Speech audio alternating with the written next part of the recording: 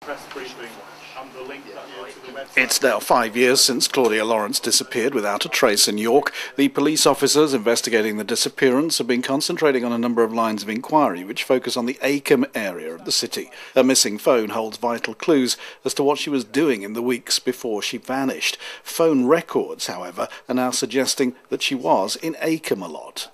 What I'd like to know is, during those weeks leading up to her disappearance, where has she been going in Acomb?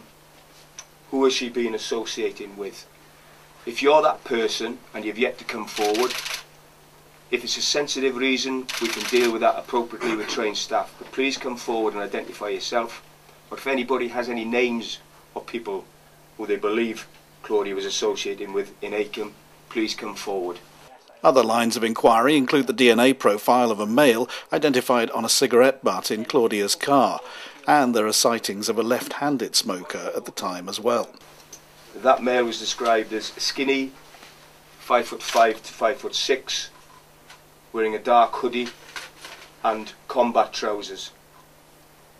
The female was described as being shorter, with mousy brown hair, wearing a dark blue jacket which was waist length. We need those people to come forward. We need names of who they were so we can eliminate them from this inquiry. That time, 5:35 AM, would have been about the time, if Claudia had walked to work, that she would have been passing that location. The other sighting which still remains relevant is a sighting a bit later, sometime between 6:05 and 6:15 AM.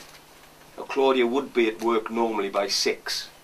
However, this witness describes a couple having an animated argument on the university road just outside the university, and they were near a parked car, and I can't give you any more details of that car, but the door was wide open of the passenger door.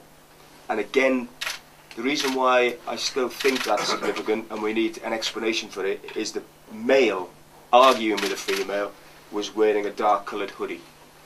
North Yorkshire Police say that their commitment and determination to solve the case and bring closure for Claudia's loved ones is undiminished by the passage of time.